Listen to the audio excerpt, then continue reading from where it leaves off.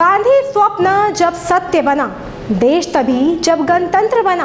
आज फिर से याद करें वो मेहनत जो की थी वीरों ने और भारत गणतंत्र बना। क्या है गणतंत्र दिवस और क्यों मनाया जाता है?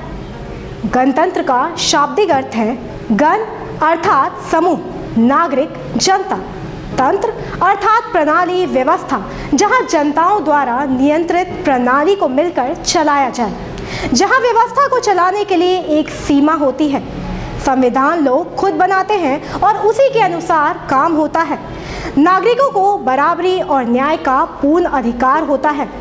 गणतंत्र दिवस भारत का एक राष्ट्रीय पर्व है जो प्रतिवर्ष 26 जनवरी को मनाया जाता है। इसी दिन सन 1950 को भारत शासन अधिनियम 1935 को हटाकर भारत का संविधान लागू किया गया था। भारत शासन अधिनियम 1935 भारत के वर्तमान संविधान का प्रमुख स्रोत 1935 का अधिनियम है। भारत में सर्वप्रथम संघीय शासन प्रणाली की नींव रखी गई। संघ की दो इकाइयां थी, ब्रिटिश भारतीय प्रांत, देसी रियासतें। संघीय व्यवस्था कभी अस्तित्व में नहीं आई क्योंकि देसी रियासतों ने इसमें शामिल होने से मना कर दिया। 1947 में देश के आज़ाद होने तक 26 जनवरी स्वतंत्रता दिवस के रूप में मनाया जाता रहा। इसके बाद देश आज़ाद हुआ और 15 अगस्त को भारत के स्वतंत्रता दिवस के रूप में इसे स्वीकार किया गया। हमारा संविधान 26 नवंबर 1949 तक तैयार हो गया था। 26 जनवरी 1950 को संविधान लागू हुआ और इस दिन को तब से गणतंत्र दिवस के रूप में मनाया जाता है।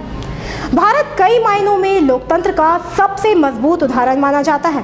यहाँ जितनी सामाजिक आर्थिक स्वतंत्रता है कहीं और देखने को नहीं मिलती। आपको बता दें कि Bharat, America, France, Germany, Brazil, Australia समेत सिर्फ 56 देशों में लोकतांत्रिक प्रक्रिया का पालन होता है। संविधान में बहुत अनूठी और अद्भुत व्याख्या है इस गौरवशाली गणतंत्र की। यूरोप के कई देश जैसे England, Spain, Sweden, Norway, Denmark, Netherlands, Malaysia, Australia, New Zealand, Japan आदि लोकतांत्रिक देश तो हैं, परंतु गणतंत्र नहीं। हमें गर्व है कि हम इस देश में रहते हैं जो लोकतांत्रिक होने के साथ साथ गणतांत्रिक भी है। मानव इतिहास इस बात का साक्षी है कि लोकतंत्र 100-200 साल से अधिक नहीं चल पाता और लोकतांत्रिक देश विनाश के पथ पर अग्रसर होते नजर आते हैं। लोकतंत्र उन्हीं देशों में सफल हो पाता है जहां देश के बाहर से संसाधन आ रहे हों। उपनिवेशवाद और लोकतंत्र का गहरा रिश्ता है। बाहर से आने वाले धन के बलबूते पर नेता हर चुनाव में नए नए लुभावने वायदे कर पाते हैं।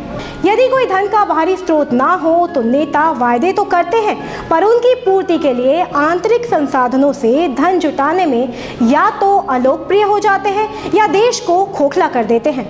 लुभावने वायदों की अंतहीन प्रतिस्पर्धा लोकतंत्र की विशेषता भी है और कमजोरी भी। लोकतंत्र तभी सफल हो सकता है जब उस पर गणतंत्र का अंकुश हो। लोकतंत्र भावनाओं का उन्मादपूर्ण खेल है। इस पर जब विद्वानों, गुरुजनों की लगाम रहे तो राष्ट्र प्रगति करता है।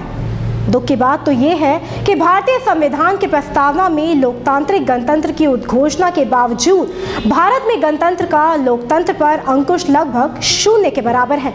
न्यायपालिका को बुद्धिमान विद्वान व्यक्तियों की संस्था माना जाता है। न्यायपालिका और मीडिया ही हमारे देश के नेताओं की निरंकुशता पर नियंत्रण कर सकती है, परंतु स्वार्थ सिद्ध सत्ता लालची राजनीतिक नेता न्यायपालिका और मीडिया को अधिकारों के अनुचित प्रयोग से निर्धारित कर रहे हैं। राजनीतिक दल और उनके नेताओं का जैसे जैसे बौद्धिक दिवालियापन बढ़ा है, उनका अहंकार और येन केन प्राक्रेन अपनी मर्जी को लादने की प्रवृत्ति भी बढ़ती गई है। आज देश के सामने सबसे बड़ा खतरा राजनेताओं को लुभावने वायदों और मूर्खतापूर्ण निर्णयों से है। गणः को साधने के प्रयास में लोक नेता या राजनेता गण अर्थात समूह का विचार, बुद्धि एवं समझदारी को निरंतर रौंद रहे हैं।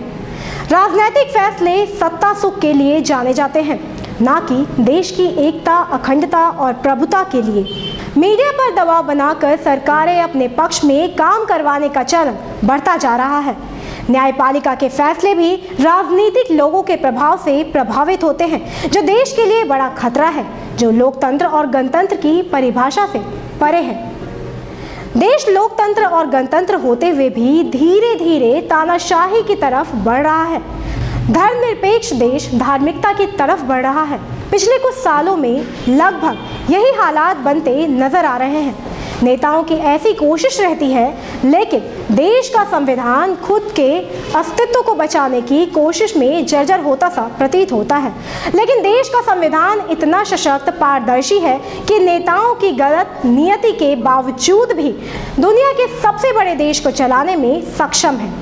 हम इस आशा के साथ समस्त देशवासियों को गणतंत्र दिवस की हार्दिक शुभकामनाएं देते हैं कि देश और मजबूत होता हुआ प्रगति के रास्ते पर अग्रसर रहेगा। हम देश के लिए समर्पित भावों से कार्य करते रहेंगे। तब तक के लिए आप देखते रहिए हुंकार 24 न्यूज। अपने शहर की लेटेस्ट खबरों के लिए चैनल को सब्सक्राइब करें और बेल आइकन को दबाएं।